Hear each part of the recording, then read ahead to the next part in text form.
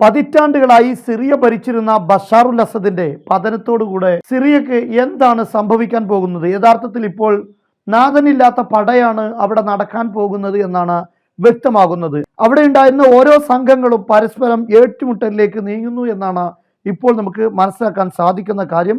അവിടെ ഒരു ഭാഗത്ത് ഇസ്രയേലും അമേരിക്കയും സപ്പോർട്ട് നൽകുന്ന CIA സപ്പോർട്ട് നൽകുന്ന വിഭാഗം, മറ്റൊന്ന് തുർക്കി സപ്പോർട്ട് നൽകുന്ന വിഭാഗം, ഇങ്ങനെയുള്ള ഓരോ വിഭാഗങ്ങളും തമ്മിൽ കലഹിച്ച് ഏറ്റുമുട്ടലിലേക്ക് നീങ്ങുന്ന പുതിയ സംഭവ വികാസങ്ങളാണ് സിറിയയിൽ നിന്ന് വന്നുകൊണ്ടിരിക്കുന്നത്. ഇത് നോക്കൂ നിങ്ങൾ, IS ആണ് ഇപ്പോൾ ഡമസ്കസിൽ ISന്റെ താണ്ഡവം ഉയർന്നു വരികയാണ്. യഥാർത്ഥത്തിൽ എവിടെയായിരുന്നു ഈ IS ഉണ്ടായിരുന്നത്? ഈ ഏറ്റുമുട്ടലുകൾ, അതായത് ബഷാറുൽ അസദിനെതിരെയുള്ള നീക്കങ്ങളൊക്കെ നടക്കുമ്പോൾ ഏത് ഭാഗത്തായിരുന്നു ഉണ്ടായിരുന്നത് എന്ന ചോദ്യം ഇവിടെ പ്രസക്തമാണ്. എന്തായാലും ഇത്തരം നീക്കങ്ങളാണ് ഇപ്പോൾ ഉണ്ടാകുന്നത്. അതേസമയത്ത് ഈ കാണുന്നത് നമുക്കറിയാം, ഇപ്പോൾ അവിടെ ഉണ്ടായിരുന്ന പ്രധാനപ്പെട്ട ഒരു വിഭാഗമാണ് ഹയ്യത്തു തഹരീർ ഷാം എന്നറിയപ്പെടുന്ന വിഭാഗം. IS ആയിരുന്നു, പിന്നീട് അത് അൽ ഖായിദയുമായി ലിങ്ക് ചെയ്തു.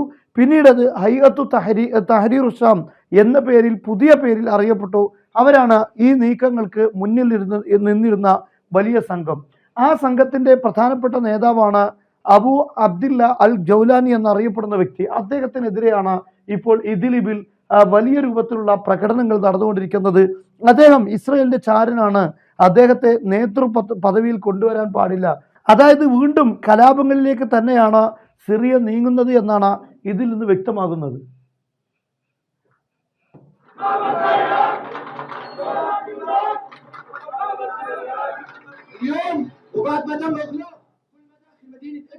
لعدم دخول اللي خارج مدينة إدلب للمظاهرة المركزية اليوم عم نهتف بصوت عالي يسقط الجولاني وبالنسبة لكل شخص حر ما قدر يوصل اليوم. ബഷാറുൽ അസദിനെതിരെ ശക്തമായി നിലകൊള്ളുന്ന വിഭാഗം തന്നെയാണ് ഇപ്പോൾ ജൗലാനിക്കെതിരെയും രംഗത്ത് വരുന്നത് എന്നത് വളരെ പ്രധാനപ്പെട്ട, ഇവിടെ ചിന്തിക്കേണ്ട ഒരു കാര്യമാണ്. ഇനി നമ്മൾ ശ്രദ്ധിക്കേണ്ടത് ഇപ്പോൾ നെതന്യാഹുവിന്റെ പ്രഭാഷണമാണ്. ബഷാറുൽ അസദിന്റെ പതനത്തിന് ശേഷം നടത്തിയ ഒരു പത്രസമ്മേളനം അല്ലെങ്കിൽ ഒരു അദ്ദേഹത്തിന്റെ ഒരു സംസാരമാണിത്.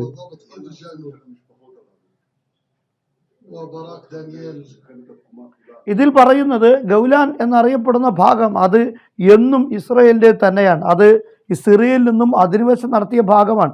ഈ പ്രസംഗത്തിലെ വളരെ പ്രധാനപ്പെട്ട കാര്യം, സിറിയയിൽ യുദ്ധം ചെയ്തിരുന്ന വിമത സംഘങ്ങളെ ഞങ്ങൾ 13 വർഷമായി ഞങ്ങൾ അവരെ ചികിത്സിക്കുന്നുണ്ട്.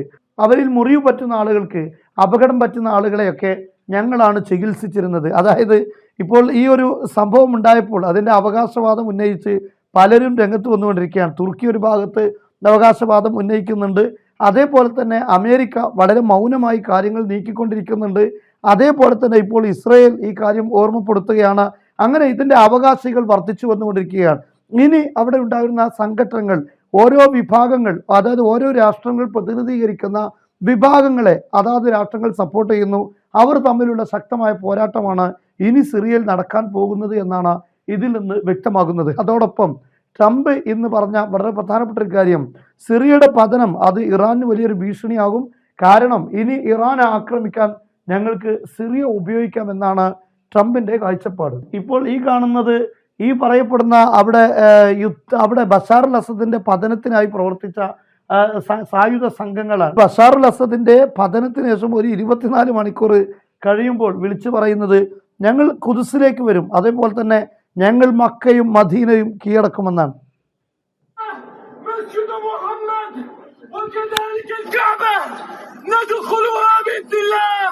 അപ്പോൾ ഇതൊക്കെയാണ് ഇപ്പോൾ യഥാർത്ഥത്തിൽ സിറിയയിൽ നടന്നുകൊണ്ടിരിക്കുന്നത്. ഇനി മറ്റൊന്ന്, തുർക്കിയുടെ ഏറ്റവും വലിയ എതിരാളികളാകുന്ന PKK എന്നറിയപ്പെടുന്ന കുർദ് വിഭാഗങ്ങൾ, ആ വിഭാഗത്തിന് എന്നും തുർക്കിയുമായി വലിയ പ്രശ്നം ഉണ്ടായിക്കൊണ്ടിരിക്കുന്ന വിഭാഗമാണ്. എന്നാൽ ഇപ്പോൾ ബഷാറുൽ അസദിന്റെ പതനത്തോടുകൂടെ സിറിയയിലെ ദൈർസോർ എന്നറിയപ്പെടുന്ന ഭാഗത്തുള്ള സൈനിക താവളങ്ങളിൽ നിന്ന് പ്രതിരോധ സംവിധാനവും കൊണ്ട് മുങ്ങിക്കളയുന്ന PKK ആണ് ഇവിടെ കാണുന്നത്.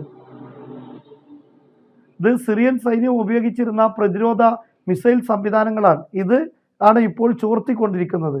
ഇങ്ങനെയൊക്കെയാണ് ഇപ്പോൾ സിറിയയിൽ സംഭവിച്ചുകൊണ്ടിരിക്കുന്ന കാര്യങ്ങൾ. ഇതൊരു ശാന്തമാകുന്ന രീതിയല്ല നമുക്ക് കാണാൻ സാധിക്കുന്നത്.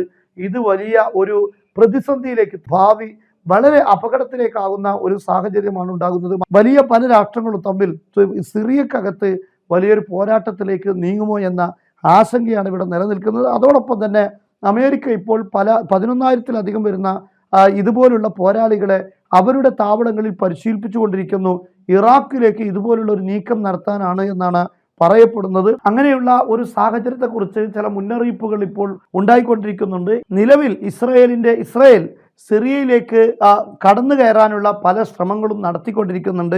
പക്ഷെ അവർ പറയുന്നത് സിറിയ ഞങ്ങൾ അതുമായി ബന്ധപ്പെടുന്നില്ല എന്നൊക്കെയാണെങ്കിലും 48 മണിക്കൂറിൽ 200-ലധികം ലക്ഷ്യങ്ങളെയാണ് സിറിയയിലെ ഡമസ്കസിലും മറ്റുമായി ഈ കഴിഞ്ഞ 2 ദിവസത്തിനകം ഇസ്രായേൽ ആക്രമിച്ചിരിക്കുന്നത്. എല്ലാ പ്രതിരോധ സംവിധാനങ്ങളെയും അവരുടെ സൈനിക താവളങ്ങൾ എല്ലാം ആക്രമിച്ച് തകർത്തിരിക്കുകയാണ്. ഇവിടെ ഒരു ചോദ്യം ഉണ്ട്, അതായത് ബഷാറുൽ അസദായിരുന്നു പ്രശ്നമെങ്കിൽ എന്തിനാണ് അദ്ദേഹത്തിൻ്റെ പതനത്തിന് ശേഷം ഇങ്ങനെ ഒരു ആക്രമണം നടത്തുന്നത്? ഇത് സിറിയക്കാരുടെ അവരുടെ സമ്പത്താണല്ലോ. അവർക്ക് ആരാണ് ഇനി ഭരണത്തിലേക്ക് കടന്നു വരുന്നത് എങ്കിൽ ആ ഭരണ സംവിധാനങ്ങളാണ് യഥാർത്ഥത്തിൽ ഇനി ഉണ്ടാകുന്നത്.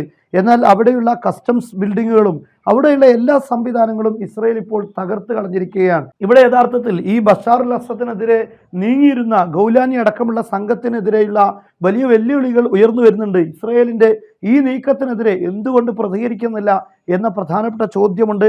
ഇതെല്ലാം നശിപ്പിച്ചത് ആർക്ക് വേണ്ടിയാണ്?